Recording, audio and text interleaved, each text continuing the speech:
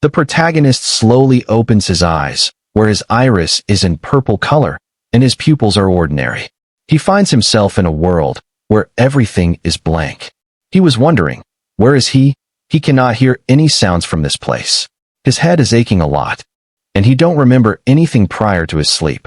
He is quite surprised that he has been handcuffed, so he plans to roam around this area to find a clue about where he is. Although he don't know where to go, because the area itself is completely white. Sometime later, he had been walking for hours, yet he don't find anything in this place. He was completely exhausted. It felt to him as if he is walking forever. In that moment, he sensed something and looked to his left side. There, a faint light is visible to him. He ponders, there might be someone at that place, so he hurriedly ran in that direction. He is happy because he thought he was left all alone in this weird place. When he reached the destination, he is bewildered to see a horrifying scene. A girl who is in her teenage is murdered in a terrible way, where her chest is split apart, and blood is spilled all on the ground. He fell to his knees and wondered aloud, "Where the hell am I? What killed this woman?" As he was disgusted to witness a scene like this, he calmed down himself first and took a deep breath. All of a sudden, he became a different person, where both his fear and disgust were completely extinguished. At that time, a person from backside grabbed the protagonist's shoulder, and when the MC turned his head to see who it is, the middle-aged man questions if the MC had did all of this. The protagonist explains himself, that he isn't the one who did this mess. The middle-aged man agrees to it, since there is no way a person could rip apart the chest of a woman with bare hands. As the man helped the MC to stand up, the MC inquires the man if he knows where they are. The man shakes his head. He doesn't know about anything, even his name too. The protagonist asks, how did the man freed himself from the chains? The man is confounded about it, due to he doesn't have any chains or cuffs to begin with. As the MC is perplexed about it, a voice then started to spread around. The participants present here have been identified. Then, 2 papers from the midair have reached to their respective owners. In the paper that the protagonist got, his information is on it. Rayan Asura, 19 years old, is in search for his older sister. On the other side, Tengen Cho, 35 years old, with 3 kids and a wife. Tenjin is screeching at the one who sent those flyers. Moreover, he had no idea about the information that is on the papers. Nevertheless, the program continues to provide weapons to the participants, that is Rayan and Tenjin. Like that, an electronic-like device which is on their throats has activated, and it somehow gave a double-bladed sword to Rayan and pair of side daggers to Tenjin. The program continues. If a participant fails in the match, an electrical current will be released from your respective suits and you will die immediately. The victor of this match will have the chance to call upon a being called God. Rayan and Tenjin were still in a disbelief, and they had no idea as to how they should proceed. Welcome to the God Game. Round 1, begin. After the commencement of the first round, a timer had appeared on their heads. The timer will be 5 minutes. In that time, a participant must have to kill the other one, or else both of them will die. As the timer started, Rayan is negotiating with Tenjin that all of this could be fake, because they don't even know if their names and these backgrounds are all real or not. Tenjin instantly responds, "Do you think this is a prank? That corpse is as real as it can be and you know it? Do you think they would wipe our memories as part of a joke? What about these suits that we can't take off?" Tenjin is actually quite worried and panicking, since he had to take care of his wife and 3 of his children. He had a family that he needs to live for. Rayan could understand Tenjin's sudden burst of emotions, so he takes a deep breath and clams down. Yet, Tenjin continues that Rayan is just a boy that he met in this hell. So for Tenjin, Rayan is nothing to be cared off. When Rayan heard those words, he tightened his grip on the weapon that he got, and he could realize, no matter what Rayan says now, it will be of no use. So he closes his eyes and opens them. Then, his iris and pupils have changed, and a white color aura has spearing from it. When Tenjin charged himself at Rayan with the intent to kill, Rayan's look on his eyes and changed from a frightening rabbit to an ominous beast that had eyes set on its prey. When Tenjin slashed at Rayan, Rayan had dodged his attack. Moreover, for an unknown reason, Yin could easily see through the attacks of Tenjin. Even Yin himself didn't know the reason behind it. Nonetheless, this is not the time for him to think about that. In that fleeting moment, Yin could see a purple light which is pointing a weak point of Tenjin. It is the bottom of Tengin's chest.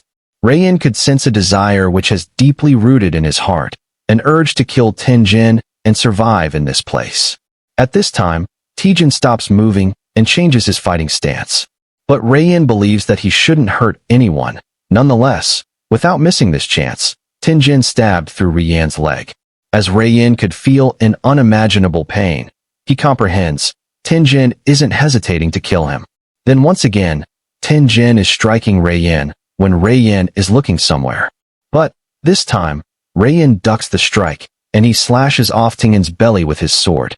As Yin falls to the ground, Tenjin couldn't believe Yin did something like that, with his hands being cuffed. Yin grips the dagger that is left on his leg.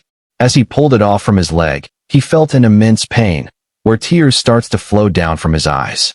He is attempting to break free from the handcuffs. No matter how hard he is trying, there isn't even a scratch on it.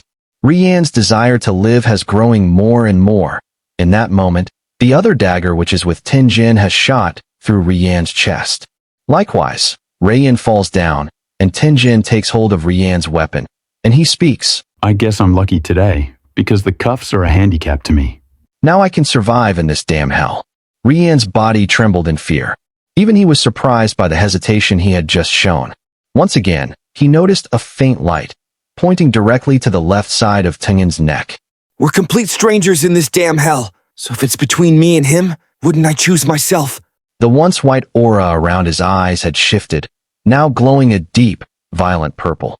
A voice inside him whispered coldly, "Kill that weak man in front of you. What are you afraid of?" When Tengen swung his weapon, Yin reacted instantly, dodging with sharp, instinctive reflexes. Tengen stood frozen, stunned by the speed. In that fleeting moment, Yin had already appeared before him, eyes blazing with unshakable resolve. Without a hint of hesitation or humanity, he plunged his blade into Tengen's neck. Then, fluidly, he slipped behind him. Chains coiled around Tengen's throat as Yin drove his knee into his spine. Tengen gasped, begging for mercy, pleading for his life, for his family. Yin said nothing. He simply looked down at him, eyes cold, a silent apology. And then, with one swift motion, he snapped Tengen's neck. As he confirmed that Tenjin has died, he checks Tengen's pocket and pulls out a paper. For some reason, when Yin heard the voice inside him, he felt nothing when he killed Tenjin. When he opened the paper, he read about Tengen's information and keeps the paper inside his pocket. Right now, Yin concerns about this place and information that he needs about this so-called God game. As there are still 5 seconds left, Yin calls the God.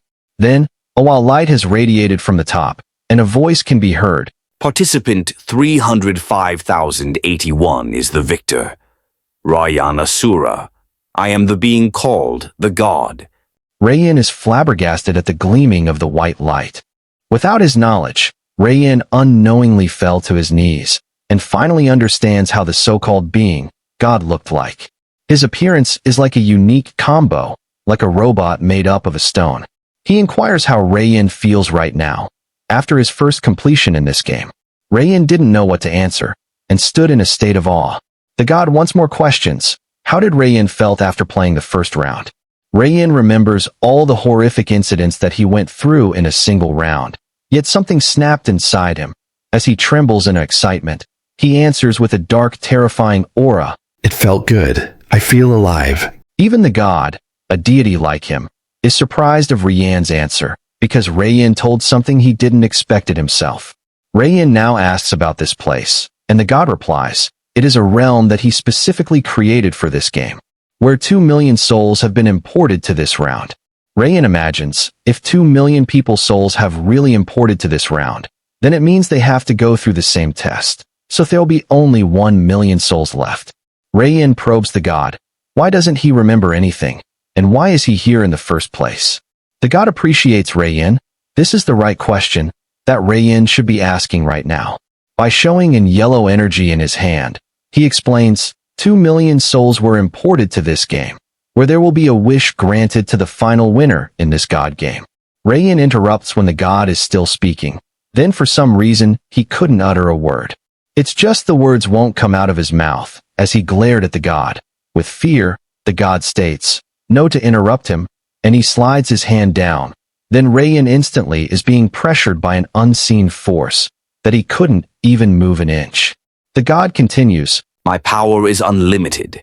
I created this universe and everything in it.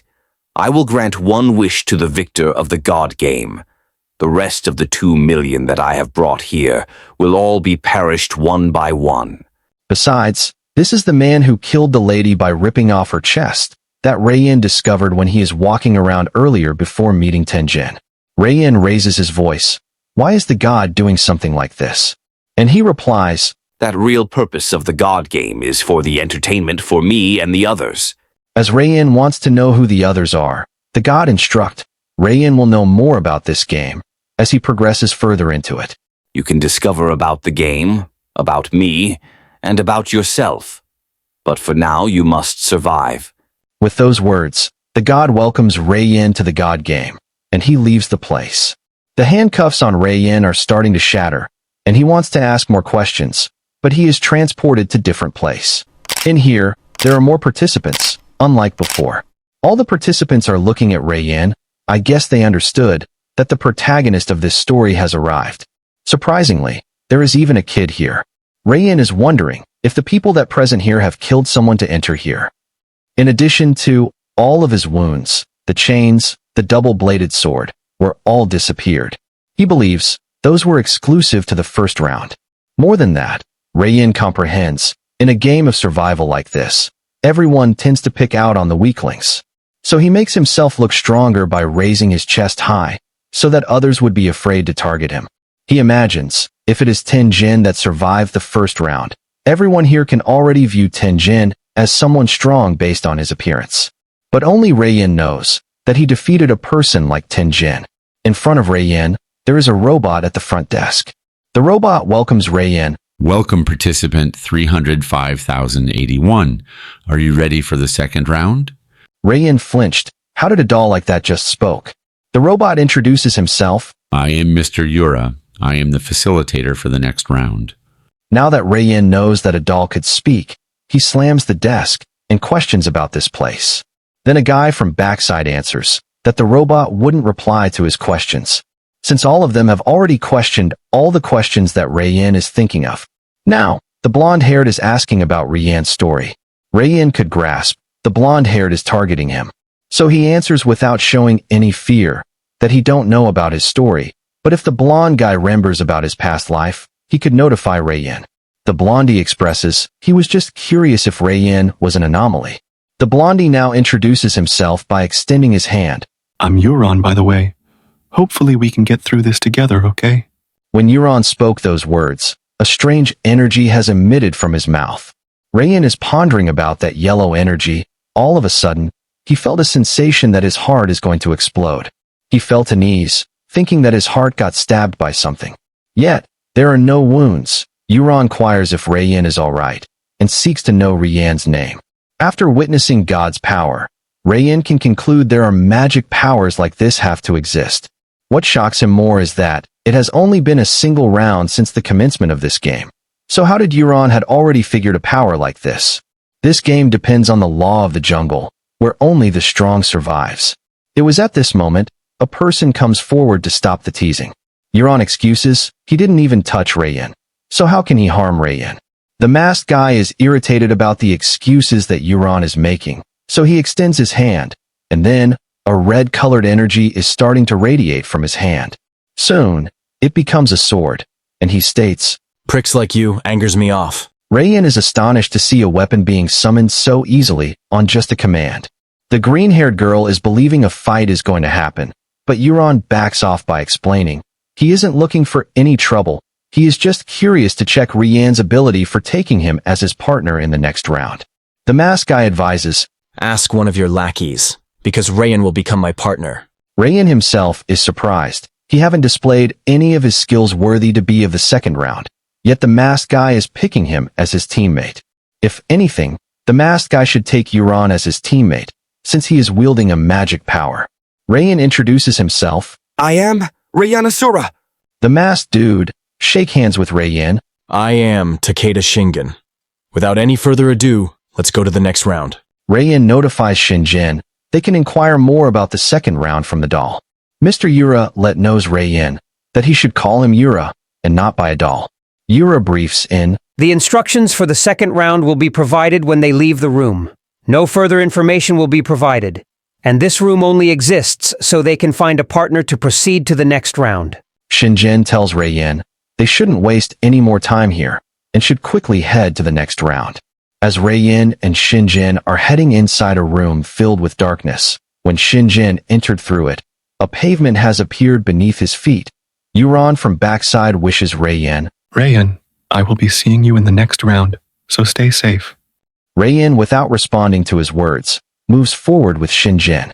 He calls Shinjin and probes him to know the reason as to why he chose Rayan as his teammate. Shinjin divulges, Rayan's eyes are exactly like that of gods. Rayan is bewildered to hear those words from Shinjin because he never saw his own eyes after he woke up. Shinjin continues, he just chose Rayan only because of his eyes. He don't know if it means anything, but if it does, then he wants Rayan as an ally only. Shinjin knows, everyone in that room they just came from are hiding their true abilities, so Shinjin didn't know whom to choose from those pretenders. So he put blind trust in Rayan. Nonetheless, if he becomes a dead weight or can't keep up with Shinjin, he is going to leave Rayan as soon as possible. Rayan is surprised about Shinjin's character. As they reach the end of the path, Shinjin opens a door and walks inside it. When they have entered the room, it became a different space. In front of them, a girl in her 20s and an old man. Shinjin asks, do you have a preference? Rayan didn't understand what does Shinjin mean by preference. Shinjin clarifies as to who they should kill first. The old man moves ahead to inquire if they know anything about the second round. Shinjin forewarns the old man to not take another step. The old man is amazed that Shinjin and Rayan are not letting their guard down. So he asks for their names, but Shinjin advises Rayan to not answer. Rayan comprehends. The more attached they are to the enemies, the more difficult it would become for them to kill their opponents. Nevertheless, the old man introduces himself as Jiren and the lady as Sarah. At this moment, a person welcomes the participants to the second round. It is a person who looks almost like Yura, but he isn't. He now starts explaining the rules of the second round. The person who possessed the white ball with G on it will win a point for their team for every second they hold the ball in their hands. This round will progress for 15 minutes, and at the end of the time limit, the team which scores the most amount of points will win this game. Moreover, the losers will be eliminated for the God game, and they can use any means necessary to take hold of the ball, even kill the opponents to claim it. However, if the ball falls off the platform, which is the stage they are playing on, then both teams will lose. Jiren questions, what does the robot mean by elimination from the God game? The robot replies, it will be death. Sarah now extends her hand, and somehow the nearby wind is swirling around her. Then a yellow light radiates from her hand, and a trident-type weapon is summoned. She curses the god of the God game for making them play a game where they need to keep their lives on the line. Rayan shakes both of his hands by amazement because he didn't know how to summon a weapon, whereas everyone already knew how to do it. Shinjin asks if the god didn't taught him how to do that. Rayan responds, the so-called god has refused most of his questions, so the god didn't tell him anything important. The robot is quite a bit interested in Rayan. If what Rayan said is true, that means God has indeed hidden certain game rules from Rayan, and he is not going to interfere in God's plan. As he tossed the ball at the participants, he commences the beginning of the second round. Rayan is still in state of doubt and irritation. As the old man is about to catch the ball, it fell on his face, and he is slammed to the ground by that force. The robot forgot to mention, the ball does weigh quite a lot. Rayan is perplexed and furious, since they had him cuffed in the first round against Tenjin, and now they are going to put him at another disadvantage. Without any further delay, Shinjin charged like a predator that has seen its meal after a long time. The old man is frightened at Shinjin's power and speed. He thought that he is going to die for sure this time. As Shinjin unlocked his sword and attempts to slash the old man's neck, Sarah instantly blocks Shinjin's attack with her weapon. Shinjin warns her, "Out of the way, or else you'll be a dead meat before the old man." Sarah speaks. I hate guys like you, who are arrogant and angsty, which is not a good combo. Rayin realizes Jiren is the eldest here, and at the same time, he is also the weakest in this group. Furthermore, now that he is in the possession of the ball, he will be unable to attack and defend himself from the opponents. So this is the right time for Rayin to take hold of the ball, so he instantly moves in the direction of the old man to finish him off. The old man picks up his cane to support himself, and his face is full of terror. Then, Rayin has jumped into the air to kill the old man with a single punch. The old man is stunned. Rayin is rushing over without a weapon. As sweat is pouring from the old man's face, he taps at one end of the cane. And at the other end, a hole has opened up, and the sweat on his face has evaporated. This old man is quite an actor. Shinjin instantly focuses on Rayin and alerts him to be safe. The old man apologizes for his extraordinary acting skills and aims his rifle-type weapon at Ryan. From inside the cane, a large amount of flame has started gushing out. Ryan can still spin out of the way, but his eyes that are like of gods have activated. He can see a path in between the flames that leads to the old man. However, he had to sacrifice an arm to defeat the old man from this path. Nevertheless, he didn't hesitate at all and clenches his fist, and with full force by breaking the sound barrier, he comes out the flames like a fire dragon, with his eyes glowing in red color, and punches the old man's face with satisfaction, where the old man's jaw had almost dislocated by that dense energy. He was blown away into the air and falls to the ground. Ryan in front of him is like a demon that has descended from the hell right now. Shinjin and the robot are in a complete shock by what Rayin demonstrated right now. Rayin can't feel his arm anymore. He ponders, killing a defenseless old man isn't the only way to win this game, so he plans to win without killing anyone. As he picks up the ball, the old man speaks. It's those eyes, isn't it? That's your power. Rayin now slowly comprehends. With his power, he can see a path to overtake the opponent. So basically, it is a natural killing intent. Shinjin from backside recommends Rayin to kill the old man. Rayin now glares at the old man, but the violet path is now gone. In that fleeting moment, a weapon is stabbed from his back that came straight from his chest in the front. However, Rayin looks to his left side. Shockingly, it was Shinjin who had been stabbed. As Shinjin is collapsing to the ground, Rayin goes in his direction to rescue him. But Sarah blocks his path by stating, You think you are in a position to hesitate when taking a life. Then Sarah clenches her fist, where magic power is raising from her hand to her legs, and she launched herself at Rayin by reminding him, cowards like Rayin should have just died in the first round.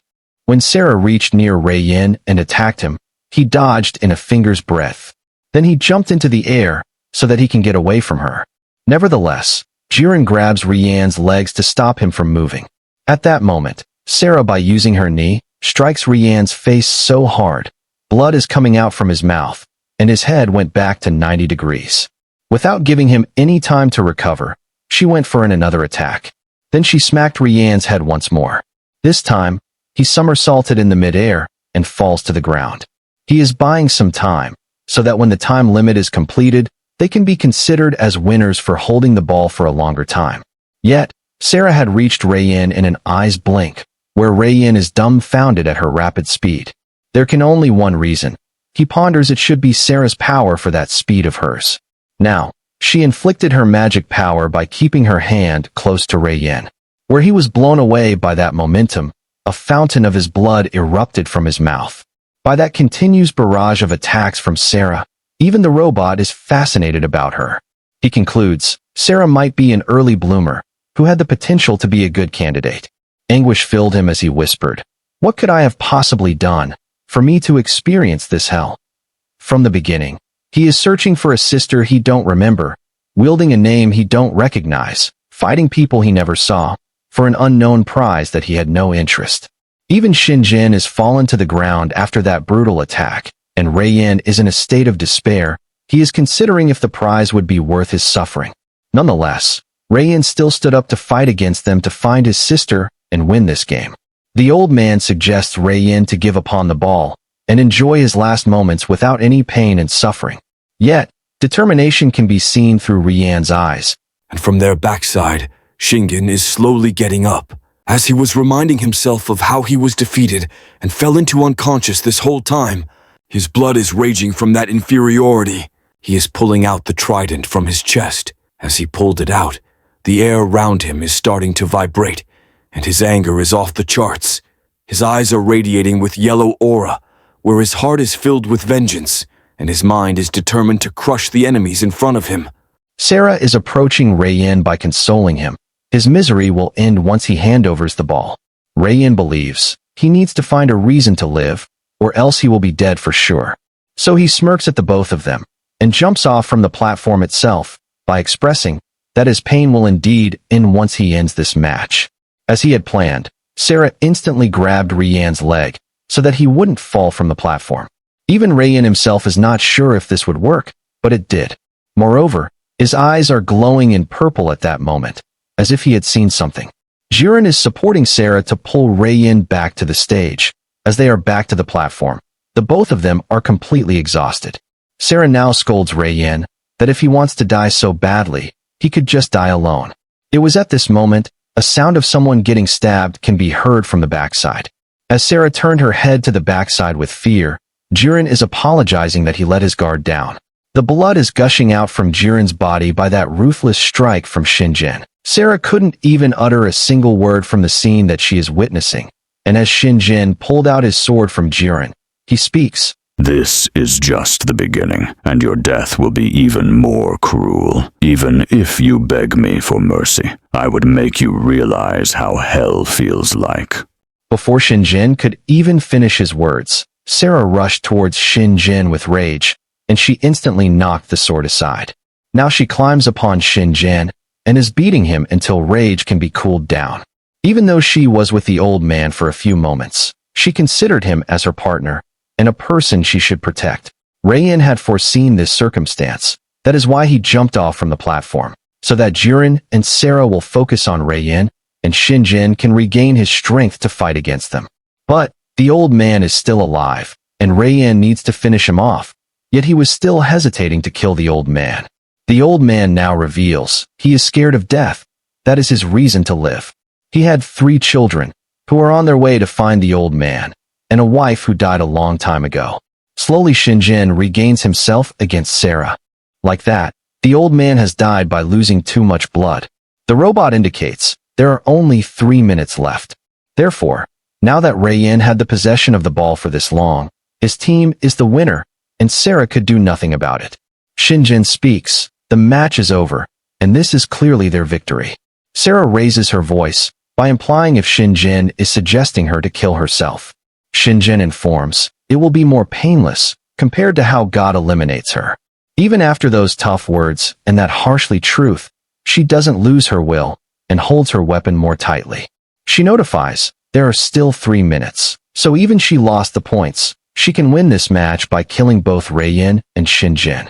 Then she vanishes into thin air, and appears right behind Rayen. Rayen now observes at Sarah's power, and recalls back to his mind. At first, he thought Sarah could teleport to short distances, but when she uses her power, a gust always flows from her position like she is the source, so there is only one thing that can conclude this, the wind is her power. After figuring out her power, Rayen evaded her strike. Now Rayen could clearly see the power of hers with his unknown eyes. Nevertheless, she swinged her weapon at Rayen so fast that even though he saw it with his eyes, his body is unable to react to such speed. Without any delay, she approached Rayen while airborne, and is stroking her weapon at him to eliminate with a single attack. Shingen screamed at Rayen, intention of Rayen might lose his life. However, Rayen intercepted her stroke with the ball that he is holding. But that pressure made the ball go deeper into his chest, that his ribs are starting to break, and he coughed up a lot of blood. Man, MC has coughed so much blood, I guess he will just die like that old man from losing so much blood. Sarah is flabbergasted to see Rayen parried that strike in that position. Rayen responds, he would be surprised if the ball that was made by the god himself would be fragile enough to break by her attack. Shingen slashes of Sarah without losing this moment, but she moved out of the way. Shingen inquiries about Rayen's health, and he relives him that he is fine. The robot indicates there is only 1 minute left. Rayan now states he found it about Sarah's power. He explains that her power controls the wind, and suddenly she started strengthen her body too. So he advises they should be aware of her moments, of they can't handle her, even if there is 1 minute left only. In a split second, where Rayan is still speaking, Sarah had hurled herself towards Rayan and gave a punch so strong that his insides might have actually broken. He was sent flying in the air by letting the ball go, and Sarah is aiming her weapon at Rayan. Then she tossed her weapon at Rayan, and when Rayan fell to the ground, the weapon pierced right below Rayan's shoulder. Then she reached near to Rayan, and by putting her foot on his body, she took out the weapon from his shoulder, where Rayan is screaming in pain. Even though he wanted to move, his body isn't moving at all. Suddenly, the weapon itself struck to the ground, where the ground shattered a bit. She is in a state of disbelief, and her right hand was sliced off in an instant. Now she is screaming in pain, and when she turned her head to the backside, Shinjin speaks. Sarah didn't leave him a choice but to use his ultimate skill. He warned her to kill herself, but she didn't listen. The sword that Shinjin is holding right now is the representation of an hot magma itself. She shouts, "If you knew how to use your power, why didn't you wait until now?" He answers, I didn't want Rayan to know. In games like this, I find it best to keep my trump cards hidden until the last moment. She is now frustrated at Shinjin, and she quickly heads at his direction. Rayan is in a state of shock. Since most people are unable to see what will happen next, he somehow did saw the future. Shingen stood firmly, lowering into a razor-sharp stance as a volcano erupted from his sword, not just flames, but a breathing blaze. The fire swirled around him like a surging of heat energy, and then he slashed the air. The moment his blade cut through space, reality itself seemed to ignite. The explosion of fire braked through from his sword, engulfing the battlefield in a cyclone of wrath. In the sky, a phoenix born of pure destruction and screaming through the sky. The ground cracked. The air melted. The heavens turned red. Sarah barely had time to react. The flames struck her like a tidal wave of molten death. Her weapon was ripped from her grasp as the inferno devoured her whole. She collapsed, shrieking in agony, her voice drowned by the deafening roar of firestorm tearing through the land. Even the sky wasn't spared. Above them, clouds ignited, turning the heavens into a furnace. And in the center of it all, Shingen stood like he is the Flame Emperor himself. Rayan whispers to himself in state of amazement. After killing Tengen in the first round, he thought he was strong. But after he witnessed Shingen and Sarah in battle, he was like a frog in a well. He realized there are far worse monsters in this god game, so he needs to prepare himself to face against them all. If you're thinking that Shinjin is the strongest, and he looks like the MC, don't forget that there is a hidden power inside Rayan that is still yet to be known. Shinjin is just a side character, so just imagine how strong Rayan would be when he unleashes his true power. The next part will be released soon. In the meantime, you can watch other recaps in my channel that are with the same intents, so don't forget to subscribe and like this video. Thanks for watching.